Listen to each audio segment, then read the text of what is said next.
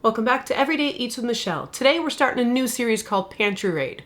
We all have those times where we come home from work, don't feel like stopping at the store, but you still gotta eat. So we're gonna take some ingredients, like I've got some leftover Italian sausage from when I made that tamale before. I got some garlic Tuscan bread from when we made the pizza dip. I've always got eggs, and then I also had some white cheddar hanging out as well. We're gonna take those ingredients and make a gorgeous homemade sausage, egg, and cheese breakfast sandwich. Super simple. All right, I've got my sausage out of its casing. Not sure how to do that? Check out this video. I showed you exactly how to do it there. We're just gonna smash that together, form a patty that's about the same size as our bread. That's all we're really going for here. We're looking like we're about good, okay? I decided it was gonna be too thick, so I decided to take a chunk off. That decision is gonna come back to bite me later. Stay tuned, you'll see exactly why. Now that everything is ready to go, we've got our panini press heated to about medium-high heat. One side, we're gonna do the sausage. Other side, we're gonna melt some butter, and then we're gonna start cracking eggs. Normally, for a breakfast sandwich, I would only do 2 eggs. The sausage looking a little thick, so I'm gonna go 3. I kind of wanna have the same ratio, hopefully, of egg to sausage. We'll see what actually happens. Get those yolks broken up, and then it's just kind of about containing the spread of the yolk and the egg whites a little bit until it starts to firm up. Once it does, a little bit of salt, a little bit of pepper, and then we're going to start folding it up because, we want to have it about the same size as our bread. So we're going to fold all 4 sides up eventually. You might get a little bit of spillover. That's okay. Just wait for it to firm up a little bit and then just keep folding. You might also have to kind of push down a little bit with your spatula in order to get things to stay. Doesn't always stay automatically. Just keep working it until you get about the same size as your bread. This side's being a little cranky. That's okay. We'll just push down a little bit.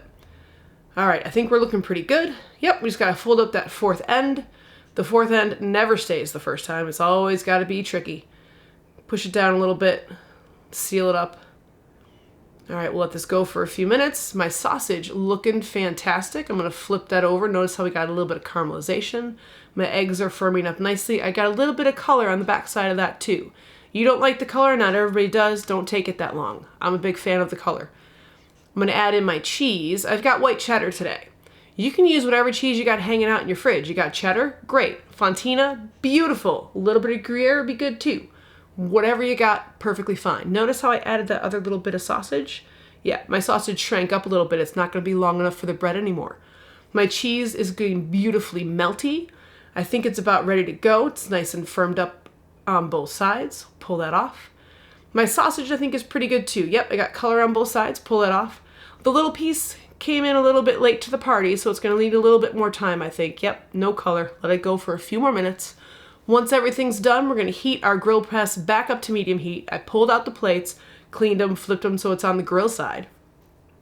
I also added some cheese down on my bread, because cheese is good. Notice, my sausage. Again, I should have gone with my first instincts and left it as one big whole piece. Would it come out the same way? Whatever, fine, doesn't matter. To that, we're gonna add in our egg with a little bit of melted cheese done over the top. Close it up, and now all we have to do is wait for our grill press to come up to temperature. Once I've got 2 green lights, that tells me I can go ahead and load in my sandwich. Probably gonna let this go for about 5 to 7 minutes. We're looking for something a little bit like this. Our cheese is melty, our bread is nice and toasty. This is looking pretty perfect. So we'll pull that off. Be careful because sometimes it will stick, whether it's a non-stick surface or not. This is exactly what you're going for. Thing of beauty. I've got toasty, crunchy bread, melty cheese, gorgeous. You do not have to rely on McDonald's or Tim Hortons or Dunkin' Donuts or whatever to get this done. Make your own. All right, let's cut this open and see what it looks like inside. I've got some nice, melty cheese going on. I still think my sausage is going to be a little bit too thick compared to my egg, and that's okay. It's still wonderfully tasty and gorgeous. So, make your own breakfast sandwich. Let us know what kind of combination you come up with. Thumbs up if you like this video. Subscribe if you haven't. Thanks for watching, and we'll see you again next week.